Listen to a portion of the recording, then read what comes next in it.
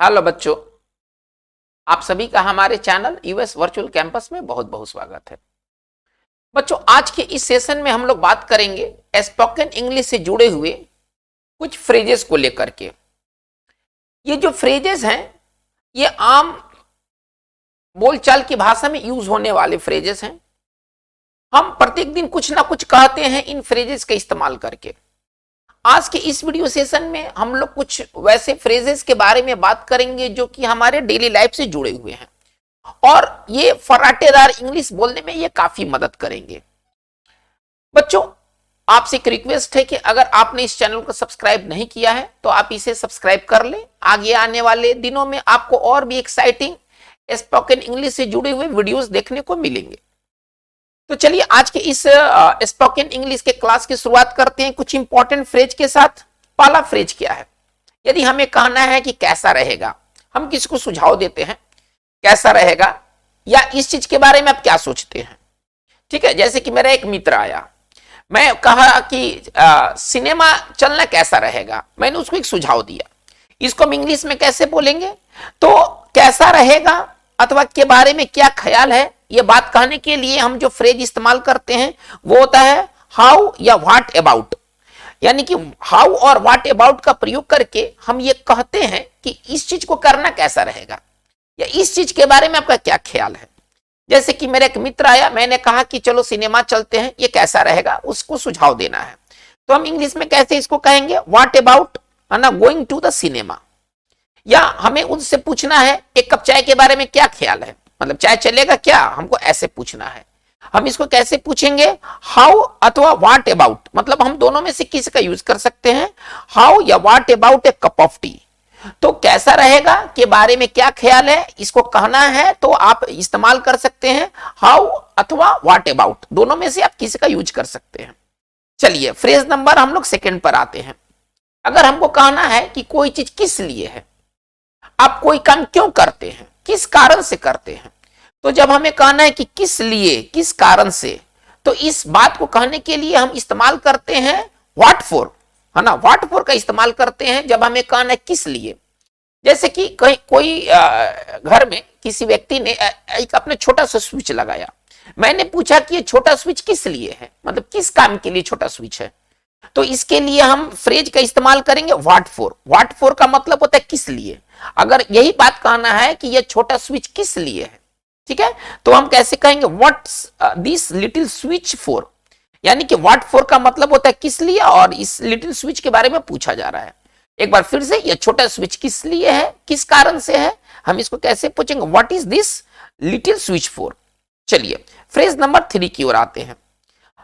अगर मान लीजिए कि मैं किसी पार्टी में गया और वहां के जो आयोजक थे उन्होंने कहा कि आप खुद से खा लीजिए, खुद से उठा लीजिए, खुद से ले लीजिए, ऐसा हम लोग कहते हैं आमतौर पर। ठीक है, तो इसको हम अंग्रेजी में कैसे कहेंगे? अगर हमको कहना कि खुद से लेना, खुद से परोसना, कोई चीज आप खुद से उठा लीजिए। मेरे पास कोई बच्चा आया, हमसे कुछ मांगा, मैंने कहा कि आप तुम खुद से ले लो यार, तो इसको हम कैसे बोलेंगे? Help your self. Help your self का मतलब होता है खुद से लेना, खुद से परोसना। ठीक है, जैसे कि कोई कह रहा है क्या, टेबल पर रोटी है, खुद से ले लो, मैं नहीं देने वाला, तो हम खुद से ले सकते हो, हमको ऐसा कहना है। तो इसको हम कैसे कहेंगे? There is bread on the table. ये तो ठीक है, अब खुद से ले लो कहना है तो कैसे लिखेंगे? Help your self. इस बात को कैसे कहेंगे कि आप खुद से ले लो? Help your self. हमको कहना है कि खुद से आप एक पेप्सी उठा लो, कैसे बोलेंगे? Help yourself to a Pepsi.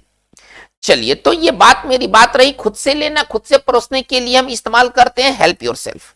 चलिए, हमें कहना है कोई बात कि हमें उस काम को करने के लिए मन करता है अथवा जी करता है। मन करता है अथवा जी करता है, ये बात को हम कैसे कहेंगे? क्या किस तरह का फ्रेज का इस्तेमाल करके हमको ये बात कहना है कि कोई काम करने का हमें मन करता है, कोई काम करने का हमें जी करता है। तो इसके लिए जो फ्रेज है वो है फील लाइक। फील लाइक का मतलब होता है मन करना, जी करना। ठीक है, अगर आप कोई चीज को फील लाइक करते हैं, आप उसको करने के लिए मन करते हैं, आपका मन करता है। जैसे कि कोई कह रहा है क्या, मुझे एक कप चाय पीने का जी कर रहा है या मन कर रहा है या मन करता है। ठीक है, वो इस तरह से कहेगा। जैसे ठंड के दिनों में मेरा एक दोस्त आया, बोला कि मुझे कप चाय पीने का मन करता है, वो कैसे कहेगा इस चीज को? I feel like having a cup of T. Feel like के बाद जो ग्रामर क्या कहता है कि फील लाइक के बाद आने वाला वर्ब जो होना चाहिए वो भी फॉर्म में होना चाहिए। तो अगर मुझे कहना है कि मुझे एक कप चाय पीने का मन करता है तो मैं कैसे कहूंगा इस चीज को, आई फील लाइक, मुझे मन करता है एक कप चाय पीने के लिए। अब ये फील लाइक के बाद क्या होना चाहिए, बिफोर होना चाहिए, जिसके कारण हैविंग का हमने यूज किया है। तो बच्चों ये पूरा आप ग्रामेटिकली तरीके से आप करेक्ट बोलिए, है ना। ऐसा नहीं बोलना है कि हमें लगे कि हम इलिटरेट हैं, पढ़े लिखे नहीं है, हमें वैसा अंग्रेजी बोलना है जो कि सामने वाले को ये लगे कि ये एक व्यक्ति एजुकेटेड व्यक्ति है। तो मन करना, जी करने वाली बात हम बोलते हैं फील लाइक का यूज करके। चलिए नंबर 5 में आते हैं। बहुत इंपॉर्टेंट एक सवाल है और उसका जवाब भी बहुत इंटरेस्टिंग है। अगर कोई पूछता है कि हाउ डू यू डू, ये जब दो व्यक्ति आपस में जब मिलते हैं, दो दोस्त आपस में मिलते हैं, दो जान पहचान वाले आपस में मिलते हैं, तो कैसे बोलते हैं, हाउ डू यू डू। तो इसका जवाब क्या होना चाहिए, इसका जवाब ये नहीं होना चाहिए कि I am fine, I am well, ये जवाब नहीं होना चाहिए। हाउ डू यू डू का जो जवाब होता है ना, अगर किसी को रिप्लाई देना है उसके प्रश्न का हाउ डू यू डू, तो इसका जवाब भी होता है how do you do. How do you do का जवाब हाउ डू यू डू। ये बहुत इंटरेस्टिंग बात है। अगर दो व्यक्ति आपस में मिलते हैं, अगर एक पूछता है दूसरे से हाउ डू यू डू, तो दूसरे व्यक्ति को भी कहना चाहिए हाउ डू यू डू। चलिए नंबर आते हैं फ्रेज नंबर 6 में। कहना है मुझे खेद है, कोई काम करने से मुझे खेद है। मुझे खेद है कहने के लिए हम क्या इस्तेमाल करेंगे, I am afraid. I am afraid का मतलब होता है मुझे खेद है। इसका मतलब ये नहीं है कि मैं डरा हूं, ये तो मैं डरा हूं ये गलत हिंदी है। आई एम अफ्रेड केवल बस इतना ही फ्रेज, आई एम अफ्रेड, बाकी इसमें कोई परिवर्तन नहीं होना चाहिए। आई एम अफ्रेड का मतलब मुझे खेद है। जैसे कि एक वाक्य है ना, मुझे कहना है कि मुझे खेद है कि मैं आपकी मदद नहीं कर सकता हूं। नॉर्मली आदमी ऐसा कहता है, मुझे खेद है कि मैं आपकी मदद नहीं कर सकता। चलिए इसमें हूं हम डाल देते हैं, है ना, मैं आपकी मदद नहीं कर सकता हूं, तो मुझे खेद है, ये कैसे बात कहा जाएगा, आई एम अफ्रेड। ठीक है, अब आपको जो कहना है आप आगे कह सकते हैं आई कांट हेल्प यू। ठीक है ना, तो आई एम अफ्रेड का मतलब होता है कि मुझे खेद है, मैं शर्मिंदा हूं, मैं सॉरी हूं। चलिए तो मुझे खेद है कहना है, तो इसके लिए हमारे पास फ्रेज है आई एम अफ्रेड। आइए समझना, समझने के लिए हम गेट का प्रयोग बहुत बार करते हैं। यदि हमें कहना है समझने वाली बात कहना है, तो हम गेट का ना इस्तेमाल हम लोग बारंबार करते हैं। जैसे कि क्या तुम मेरी बात समझ रहे हो, हम इसको कैसे कहेंगे। दो मित्र आपस में मिले, एक मित्र दूसरे मित्र को समझा रहा है, बोल रहा है कि क्या तुम मेरी बात समझ रहे हो। टीचर स्टूडेंट से पूछता है क्या तुम मेरी बात समझ रहे हो, तो इसको हम स्पोकन में कैसे बोलेंगे, आर यू गेटिंग मी, चाहे are you getting my point, आप दोनों में से कोई भी बोल सकते हैं। आर यू गेटिंग मी इसका मतलब क्या तुम मुझे समझ रहे हो, are you getting my point इसका भी मतलब यही हुआ कि क्या तुम मेरी बात समझ रहे हो। तो गेट का मतलब समझना और इसका प्रयोग बहुत ज्यादा होता है।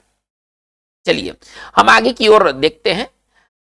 जैसे कि कोई बच्चा शरारत कर रहा है, तो उसको कोई बड़ा आदमी बोल रहा है अपनी हद में रहो, शरारत मत करो, अपनी हद में रहो। ठीक है ना, आप जैसे कि कोई व्यक्ति किसी के साथ बदतमीजी कर रहा है, कोई व्यक्ति किसी महिला के साथ बदतमीजी कर रहा है, महिला को बोलना अपने हद में रहो, तो महिला कैसे बोलेगी, बिहेव योरसेल्फ।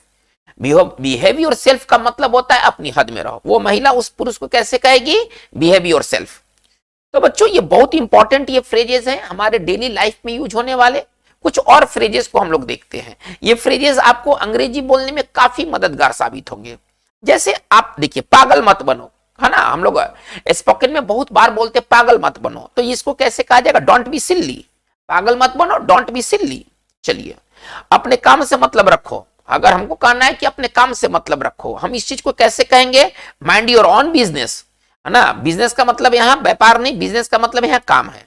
अपने काम से मतलब रखो, तो कैसे बोलेंगे, माइंड योर ऑन बिजनेस।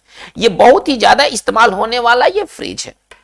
चलिए कह रहा है क्या कोई कि कितनी खराब बात है, कोई बात को लेकर कहा गया कितनी खराब बात है ना, हाउ एब्सर्ड, है ना, कितनी खराब बात। इसको हम कैसे छोटे फ्रेज में कैसे कहेंगे, हाउ एब्सर्ड। चलिए आगे बढ़ते हैं। नहीं रोक पाना, आप कोई काम को करने से नहीं रोक पाते हैं, खुद को नहीं रोक पाते हैं, ठीक है ना, या किसी कार्य को रोक पाने में असमर्थ होना, आप खुद को नहीं रोक सकते, खुद को नियंत्रित नहीं रख सकते हैं, तो इस बात को हम कैसे कहेंगे, कांट हेल्प का यूज करके। कांट हेल्प का यूज करके हम इस बात को कहते हैं। कांट हेल्प के बाद यदि कोई वर्ब आएगा तो वह बिफोर के रूप में रहेगा। जैसे कि एक है, मैं हंसी को ना रोक सका, मतलब हंसी को रोक पाने में समर्थ रहा। तो अगर आप कोई काम को नहीं करने से नहीं रोक पा रहे, मतलब आप उसको जरूर करते हैं, तो आप इसको कैसे कहेंगे, कांट हेल्प का इस्तेमाल करके बनाएंगे। और यदि वो पास्ट टेंस होगा तो कैन कुड में कन्वर्ट कर जाएगा। चलिए, मैं हंसी ना रोक सका, इसको हम कैसे कहेंगे? I couldn't help laughing. देखिए, कांट हेल्प के बाद आने वाला जो वर्ब है वो V4 में है। ठीक है, चलिए, हमको कहना है कि वो मुझे चिढ़ाए बगैर नहीं रह सकता। वह आदमी ऐसा है कि मुझे जरूर चिढ़ाएगा, वो चिढ़ाए बगैर नहीं रह सकता है। हम इसको कैसे लिख सकते हैं? He can't help teasing me. Tease का मतलब परेशान करना, तंग करना, चिढ़ाना। ही कांट हेल्प टीजिंग मी, वो मुझे तंग किए बगैर नहीं रह सकता है। तो कांट हेल्प का मतलब होता है कि किसी काम को किए बगैर नहीं रह पाना। ठीक है, चलिए, बहुत अच्छा ये फ्रेज है। हमको कहना कि कितनी बार, कोई काम आप कितनी बार करते हैं, तो कितनी बार कहने के लिए हाउ ऑफन, है ना। कितनी बार अगर हमें कहना है तो हम इस्तेमाल करते हैं उसके लिए हाउ ऑफन। जैसे कि कोई पूछ रहा है किसी व्यक्ति से, तुम कितनी बार दिल्ली गए हो। अगर हम ही को किसी से पूछना है कि तुम कितनी बार दिल्ली गए हो, हम इसको कैसे पूछेंगे? How often. हाउ ऑफन का मतलब कितनी बार। How often have you been to Delhi, ठीक है ना। How often have you been to Delhi. तो आपको पूरा याद नहीं रखने की जरूरत है, आपको सिर्फ कितनी बार के लिए याद रखने की जरूरत है। ठीक है, हाउ ऑफन बहुत ज्यादा इस्तेमाल होने वाला ये स्पोकन फ्रेज है। आते नंबर 14 में, चाहे जो हो। हमको कहना है, ऐसा स्थिति आता है कि हमको कहने की चाहे जो हो, है ना। तो इसको हम अंग्रेजी में कैसे कहेंगे? कम व्हाट में। इसके लिए एक जो फ्रेज है वो है कम व्हाट में। कम व्हाट में का मतलब होता है चाहे जो हो। जैसे कि एक फ्रेज है, मैं उसकी मदद नहीं करूंगा चाहे जो हो जाए, मैं उसकी तो मदद नहीं करने वाला हूं। हम इसको कैसे कहेंगे? मैं उसकी मदद नहीं करूंगा, आई वॉन्ट हेल्प हिम, मैं उसकी मदद नहीं करूंगा चाहे जो हो, कम वाट में। तो बच्चों, ये कम वाट में बहुत ही अच्छा ये फ्रेज है जो कि हम लोग अपने डेली लाइफ में इस्तेमाल करते हैं। आइएगा नंबर 15 में, सा लगना, है ना। किसी के जैसा लगना, सा लगना। इस लाइन को हम कैसे कहेंगे? लुक रादर का इस्तेमाल करके हम इस बात को बनाते हैं। किसी की तरह लगना, किसी जैसा लगना, इस तरह की बात हम क्या कहकर बनाते हैं? Look rather. इसको समझने के लिए सेंटेंस को देखना जरूरी है। जैसे कि वो बूढ़ा सा लगता है, बूढ़ा है नहीं, लेकिन चूंकि अब वो बहुत ही उसका शारीरिक ढांचा ऐसा है कि वो बूढ़ा सा लगता है, हमको ऐसा कहना है। ही लुक्स लाइक, है ना। लुक रादर का इस्तेमाल करेंगे, ही लुक्स रादर ओल्ड, वो बूढ़ा सा लगता है, वो बड़ा सा लगता है। हालांकि उम्र में बड़ा नहीं है, लेकिन लंबा थोड़ा सा हो गया है। हाँ, कैसे लिखेंगे, कैसे बोलेंगे? He looks rather tall. तो सा लगना, अगर ऐसा बात कहना है तो इसके लिए हम लुक रादर का प्रयोग करते हैं। आइएगा नंबर 16 में, काश। हमें काश कहना है। काश कहने के लिए हमारे पास कितने फ्रेज हैं? तो वुड दैट, इफ ओनली और आई विश। आप तीनों में से किसी का प्रयोग करके आप ये काश वाली बात कह सकते हैं। ये काश वाली बात डेली लाइफ में इस्तेमाल होने वाली बात है। हम डेली लाइफ में ऐसे अक्सर बोलते हैं काश। जैसे काश मेरे पास कार होती, हमको ऐसा कहना है। कैसे बोलेंगे? Would that I had a car. इसको कैसे कहा जाएगा? Would that I had a car. या हम वुड दैट के जगह पर हम इफ ओनली का भी हम इस्तेमाल कर सकते हैं, या हम आई विश का भी इस्तेमाल कर सकते हैं। हमारे पास इतने फ्रेजेस हैं। जैसे काश तुम गायक होते, हमको कहना है, तो काश के लिए हमने क्या इस्तेमाल किया? If only you were a singer. तो बच्चों, ये काफी इंपॉर्टेंट फ्रेजेस हैं। चलिए, आप इनको शुरू से अंत तक देखिए, तभी जाकर के आपको ये सारी बात समझ में आएगी। चलिए, ऐसा लगता है।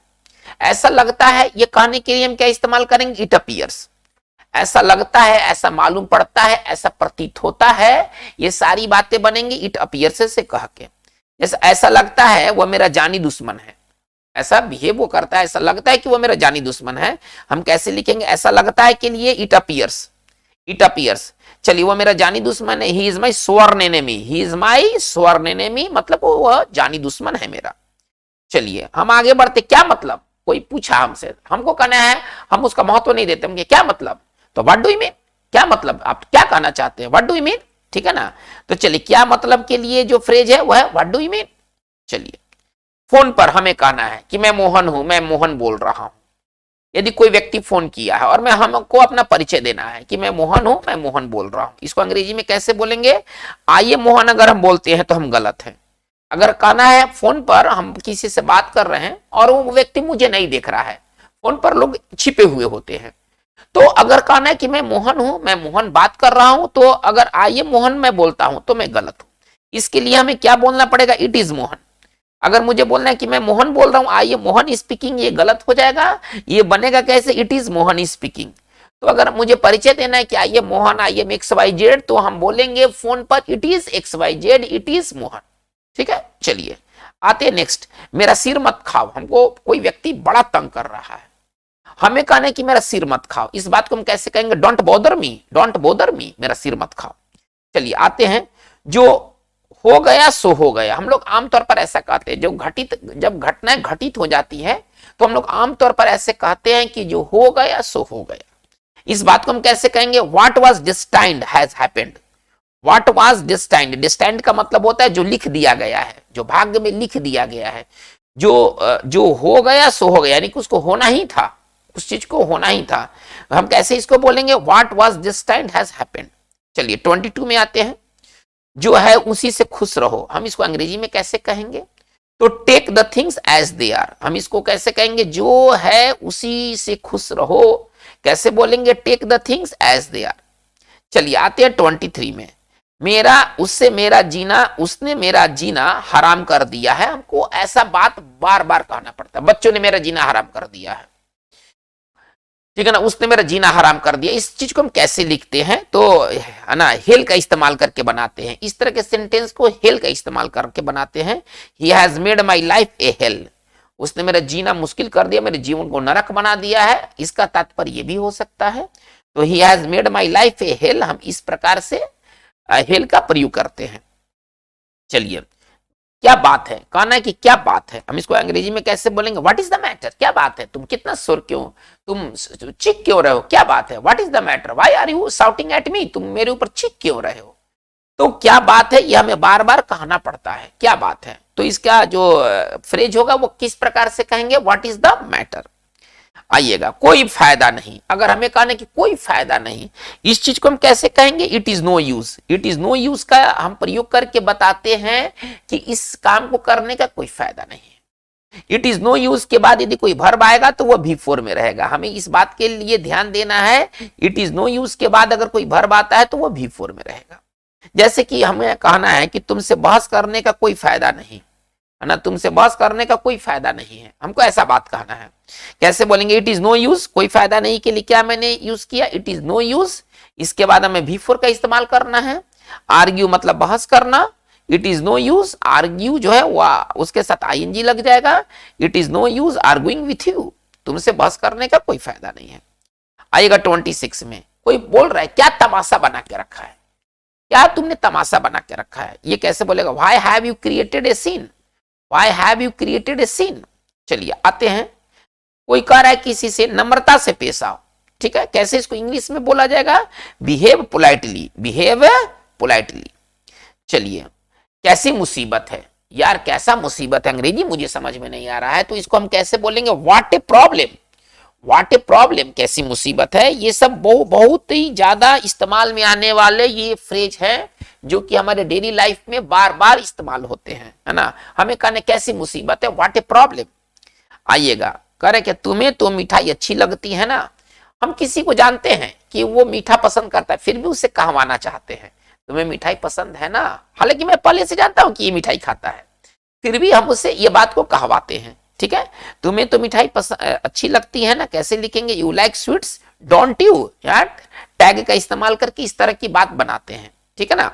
और जो हमारा लास्ट आज का जो फ्रेज है वो क्या है? चलो अपना काम शुरू करें, है ना। बात को समझने का, चैनल को सब्सक्राइब करने का, वीडियो को शेयर और लाइक करने का, ठीक है। तो चलो अपना काम शुरू करें, इसको अंग्रेजी में कैसे कहा जाएगा? Let us start our business, let us start our business, चलो अपना काम शुरू करते हैं।